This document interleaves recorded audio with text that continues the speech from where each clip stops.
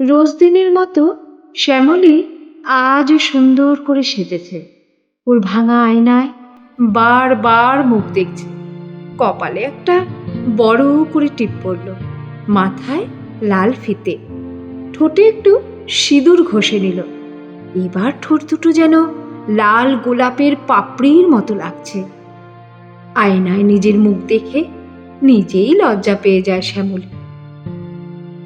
ওর খুব গর্ব, সুন্দর মুখ আর নিটোল শরীরের গড়ন নিয়ে। এমন নিটোল গড়ন আর মোহময়ী রূপ নিয়ে কি করে যে এতগুলো দিন এই আধবুড়ো লোকটার সাথে ঘর করেছে ও নিজেও জানে না। মাঝে মাঝে ওর ইচ্ছে করে এই ঘর ছেড়ে, এই গ্রাম ছেড়ে চলে যায় বহু দূরে। শ্যামলী শ্যামবর্ণা ছিল, তাই ওর মা শ্যামলী নাম রেখেছিল। পায়ে এবার নূপুরটা পরে নিল। নূপুরের আওয়াজ ওর খুব ভালো লাগে।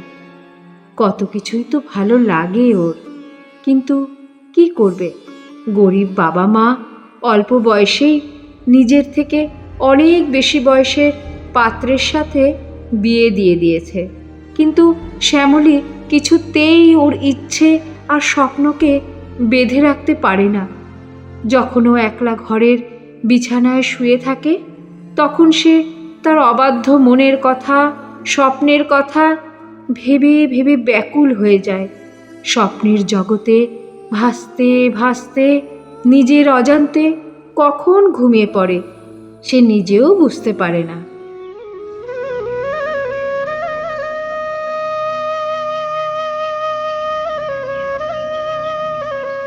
বেলা তখন ঢলে পড়েছে। দূর থেকে যোগেশকে হনহন করে আসতে দেখা যায়। দরজার সামনে দাঁড়িয়ে শ্যামলীকে ডাকতে থাকে, শ্যামলী, ও শ্যামলী। দরজা খোলা রেখে কোথায় যে গেছে কে জানে। ভিতরে গিয়ে দেখে বিছানায় সে ঘুমিয়ে রয়েছে। ঘুমন্ত শ্যামলীর মুখটা দেখে ভীষণ মায়া হয় যোগেশের, তাই তাকে জাগানোর ইচ্ছে হয় না আর। মনে মনে ভাবে, আহারে কেমন নিষ্পাপ, সহজ সরল, মায়া ভরা মুখখানা। কিন্তু সরকারি কোয়ার্টারে এক অফিসার এসেছে, তার জন্য রাতের বেলা রান্না করতে হবে যে, সেটাই তো আর বলা হলো না। যোগেশ হাত পা ধুয়ে নিজে উনুন ধরিয়ে রান্নার জোগাড়ে লেগে গেল। সমীর গুপ্ত, পেশায় সরকারি অফিসার, কাজ নিয়ে এই গ্রামেই এসেছে। কোয়ার্টারে সে উঠেছে। শ্যামলীর স্বামী যোগেশ কেয়ারটেকার, তাই সেই সমীরের সব রকম দেখাশোনার দায়িত্বে আছে। দিনের বেলা সমীরের সব রকম কাজ করে দিয়ে মাঠে যায় যোগেশ, কারণ ধান পাকার সময় এখন, মাঠে না গেলে হবে না। যোগেশ মাঠের কাজ করার জন্য সমীরের দুপুরের খাবার নিয়ে আসতে পারে না, তাই শ্যামলীকে নিয়ে আসতে হয়। সুঠাম চেহারা, বলিষ্ঠ বাহুযুগল সহ এক সুদর্শন যুবক সমীর গুপ্ত। যেদিন প্রথম শ্যামলী সমীরকে দেখে, অবাক হয়ে তাকিয়ে থাকে সে, আর ভাবে তার স্বপ্নে যে পুরুষকে সে আবছা দেখতে পেত, সেই তো এই মানুষটার মতোই দেখতে। তাহলে কি সে এতদিন এই পুরুষের জন্যই অপেক্ষা করেছে? এদিকে সমীর শ্যামলীকে দেখে একটু অবাক হয়েছিল। ও যে এর আগে কোনো মেয়েকে দেখেনি সেটা নয়, অনেক সুন্দরী সুন্দরী মেয়ের কাছাকাছি সে এসেছে, কিন্তু শ্যামলীর রূপে একটা দুর্বার আকর্ষণ আছে। সেই আকর্ষণ প্রথম দিন থেকেই অনুভব করে সমীর। সমীর বয়সে শ্যামলীর থেকে 2-3 বছরের বড় হবে, তাই খুব সহজেই তাদের মধ্যে একটা নির্ভেজাল বন্ধুত্ব গড়ে ওঠে। শ্যামলী ও সমীরের দুজনের দেখা প্রায়ই হয়। শ্যামলী যত্ন করে খাবার রান্না করে নিয়ে এসে তাকে বেড়ে খাওয়ায়। সারা দিন অপেক্ষা করে কখন সে সমীরের কাছে যাবে। ওরা দুজন গল্প করে, গান করে, কত সুন্দর সময় কাটায়। শ্যামলী অবাক হয়ে সমীরের কথা শুনত। তার বড় বড় কাজল কালো চোখ সেই গল্প শুনতে শুনতে কেমন যেন রহস্যঘন হয়ে উঠত। এইভাবে শ্যামলী আর সমীর দুজনে দুজনকে কখন যে ভালোবেসে ফেলেছিল সেটা দুজনের কেউ জানতে পারল না। শ্যামলী সমীরকে পেয়ে খুব খুশি, জীবনের মানে যেন সে খুঁজে পেয়েছে।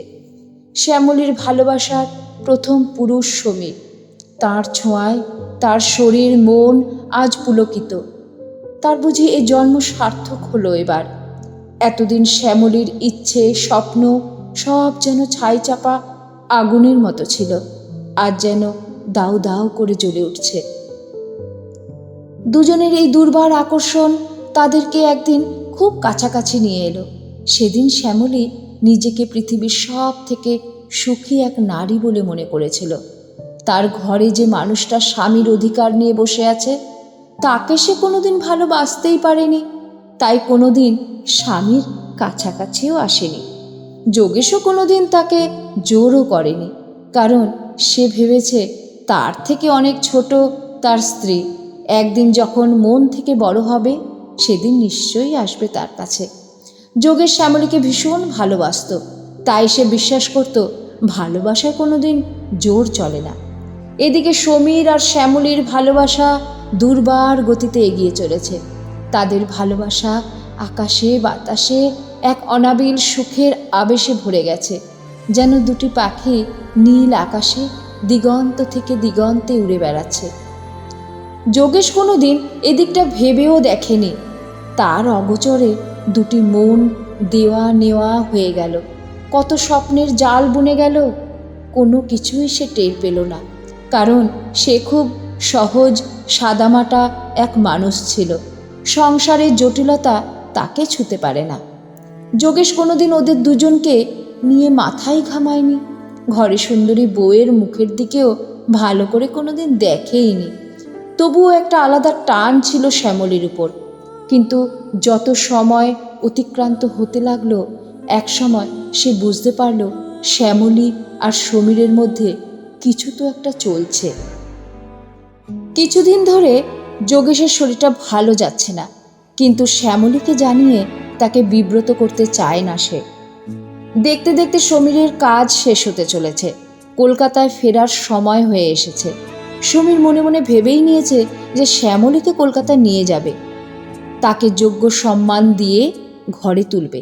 কিন্তু তার আগে যোগেশের সাথে কথা বলবে সে, তাকে বোঝাবে যে শ্যামলী তাকে ভালোবাসে না, যেন সে ডিভোর্স দিয়ে দেয়। কারণ যেখানে ভালোবাসা নেই শুধু শুধু কতগুলো জীবন নষ্ট করা চলে না। কিন্তু তার আগে শ্যামলীর সাথেও কথা বলা প্রয়োজন, তার সিদ্ধান্ত কি সেটা জানা খুব দরকার। সমীর একদিন শ্যামলীকে বলে, আচ্ছা শ্যামলী, তুমি আমার কাছে সারা জীবনের মতো থাকতে পারো না? কিন্তু বাবু, আমার যে বর আছে। তুমি আমায় আগে বলো, তুমি কি তোমার বরকে ছেড়ে আমায় গ্রহণ করতে পারবে? ভয় নেই, আমি তোমাকে যথাযোগ্য সম্মান দিয়েই নিয়ে যাব। কিন্তু তোমাকে আগে জানতে হবে তো তুমি কি চাও।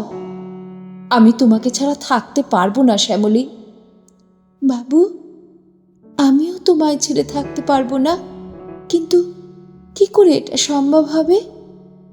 সেটা নিয়ে ভেবো না, আমার শুধু তোমার উত্তরটা জানার ছিল। আমি উত্তর পেয়ে গেছি। আমি যোগেশের সাথে কথা বলবো, আইনি ব্যবস্থা নিয়েই তোমাকে এখান থেকে নিয়ে যাব, যাতে সমস্যা না হয়। বাবু, সত্যি বলছো তুমি? সত্যি আমায় নিয়ে যাবে? সত্যি বলছি শ্যামলী, আমি তোমায় নিয়ে যাব। সমীর আর শ্যামলী স্থির করল আজ যোগেশ বাড়ি ফিরলেই তাকে সব কথা বলবে, তার অনুমতিও নেবে তারা। আজ যোগেশকে অন্য দিনের থেকে একটু বেশি দুর্বল আর ক্লান্ত লাগছিল। যোগেশ দেখল সমীরবাবু তার ঘরে বসে আছে। সে আমতা আমতা করে বলে, বাবু, কিছু দরকার আছে কি? হ্যাঁ, তোমার সাথে আমার কিছু দরকারি কথা আছে। হ্যাঁ হ্যাঁ বাবু, বলুন। অবশেষে সমীর আর শ্যামলী তাদের ভালোবাসার কথা, ঘর বাঁধার কথা যোগেশকে সব এক এক করে বলল। তার অনুমতিও চাইল।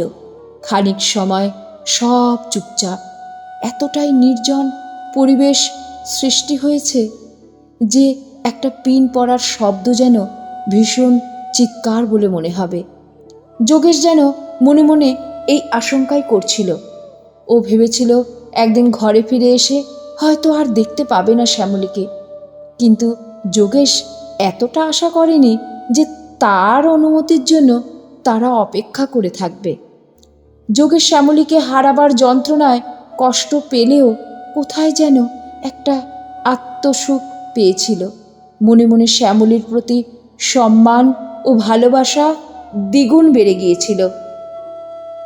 সে ভাবল, কেন সে শ্যামলীকে বেঁধে রাখবে? শ্যামলী তো তাকে ভালোই বাসতে পারেনি।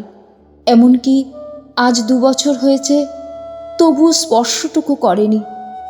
কিসের অধিকারে? শুধু বিয়ে করেছে তাই সেই অধিকারে তার দ্বিগুণ বয়সের ছোট্ট মেয়েটার স্বপ্নগুলো গলা টিপে সে মেরে ফেলবে? না না না, সেটা তো হয় না। শ্যামলীর বাঁচার অধিকার আছে। যোগেশের দুর্বল মস্তিষ্ক বারবার বলে ওঠে, মুক্তি মুক্তি মুক্তি দেবে শ্যামলীকে। ভালোবাসায় ভরা 2টি পাখিকে খোলা আকাশের বুকে মুক্ত করে উড়িয়ে দেবে সে। 2 চোখ বেয়ে নিজের অজান্তে জলের ধারা বয়ে যাচ্ছে তার। ধরা গলায় যোগেশ বলল, সমীর বাবু, আপনি শ্যামলীকে ওর যোগ্য সম্মান দিয়ে সুখী করুন। মেয়েটা আমার কাছে কিছুই পায়নি। আমি অনুমতি দিলাম আপনাদের। দেখবেন দেখবেন ওর যেন কোনো কষ্ট না হয়। আমি একদিন গিয়ে দেখে আসবো আপনাদের দুজনের সুখের সংসার। তা কবে যাচ্ছেন আপনারা? তুমি বললে কালকেই যাব। কাল সন্ধে 7টায় একটা ট্রেন আছে। ঠিক আছে ঠিক আছে, আপনারা তৈরি হন। এই কথা বলে আর দাঁড়ায়নি সেদিন যোগেশ। কাজ না থাকলেও গায়ে জ্বর নিয়ে কাজের বাহানা করে বেরিয়ে গিয়েছিল ঘর থেকে। শ্যামলী খুব খুশি ছিল আজ। সারা দিন অজানা আনন্দে শিহরিত হচ্ছিল ওর মন। কিন্তু যোগেশ কাজ থেকে ফিরে এসে কিছু না খেয়ে শুয়ে আছে। আজকাল যে মানুষটা একটু বাড়ি থাকে না, সে এমন বিছানা ছেড়ে উঠছে না, ব্যাপারটা শ্যামলীর ভালো লাগে না। সামনে গিয়ে শ্যামলী বলল, কি হলো? আজ কাজ থেকে ফিরে এসে কিছু না খেয়ে যে শুয়ে আছো যে? যোগেশ ক্লান্ত ধীর গলায় বলে, না, শরীরটা ঠিক ভালো নেই। আজ কখন যাবে তোমরা? ওই তো সন্ধে 7টার ট্রেনে। ও হ্যাঁ, বলেছিল বটে সমীর বাবু। তা গুছানো হয়ে গেছে? যোগেশের টেনে টেনে কথা শুনে শ্যামলীর বুকের ভেতরটা যেন কেমন করে উঠল। হঠাৎ ওর কাছে শ্যামলী এগিয়ে গেল। কি মনে হলো খুব সামনে গিয়ে কপালে হাত রাখলো। কপালে হাত দিতেই মনে হলো যেন কোনো উত্তপ্ত কয়লার উপর হাত রেখেছে সে। কি, তোমার তো জ্বর? এত জ্বর? কই, তুমি তো আমায় বলনি। যোগেশ করুণ দুর্বল চোখে এক দৃষ্টে তাকিয়ে রইল। কতদিন ভালো করে শ্যামলীর মুখটা দেখা হয়নি। আহা, সত্যি এমন মায়া ভরা মুখ দেখে কেউ ভালো না বেশি পারে? সমীর বাবুর কোনো দোষ দেখতে পায় না যোগেশ। শ্যামলী তড়িঘড়ি 1 বাটি জল নিয়ে এসে মাথায় জল পট্টি দিতে শুরু করে। এই প্রথম শ্যামলী যোগেশের এতটা কাছাকাছি আসে।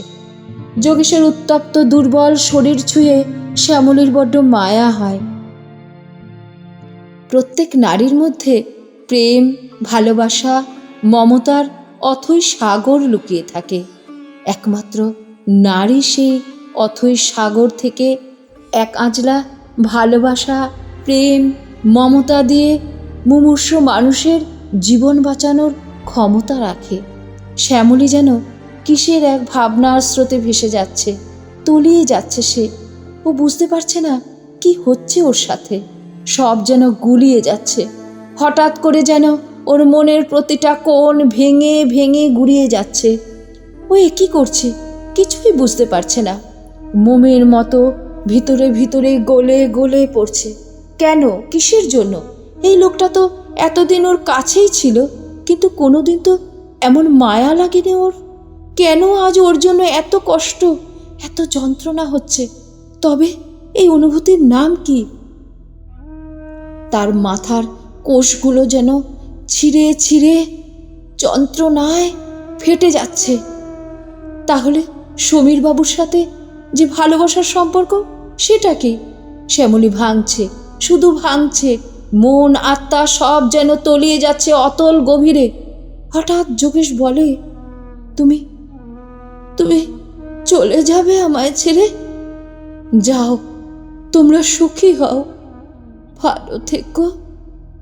আমি তোমায় সুখী করতে পারিনি, কিন্তু কিন্তু আমি মন প্রাণ দিয়ে তোমায় সুখী দেখতে চাই শ্যামলী। শ্যামলীর যেন হুঁশ আসে। ও অঝরে কেঁদে ওঠে। কোথা থেকে চোখে এত জলের প্লাবন এলো শ্যামলী বুঝতেই পারছে না। কিছুতেই যেন বাঁধ মানতে চায় না আজ। সে বলে, না না গো, আমি তোমায় ছেড়ে যেতে পারবো না, কোনো দিনও যাব না। তুমি আমায় ক্ষমা করো, আমায় গ্রহণ করো।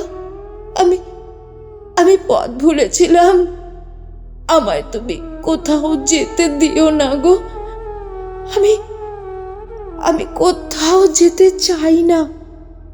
আমি তোমায় ছেড়ে কোথাও যেতে চাই না। সেদিন মনে হয় পূর্ণিমা ছিল। আকাশে থালার মতো চাঁদ উঠেছে। জোছনার আলোয় ভরে গেছে উঠোন। দুটো প্রাণ যেন মিলনের গান গাইছে। দূরে কেউ বাঁশি বাজাচ্ছে। বাঁশির মিষ্টি সুরে বাতাস ভরে উঠেছে। পোষা বিড়ালটা ওদের দুজনার কোল ঘেঁষে বসল। উঠোনের ওপারে দরজায় সমীর দাঁড়িয়ে। ও দেখল দুটি প্রাণ আপন সুখে ভালোবাসাকে জড়িয়ে অনাবিল আনন্দে ভেসে গেছে। সমীর ধীর পায়ে হেঁটে চলে গেল। মুখে তার তৃপ্তির হাসি।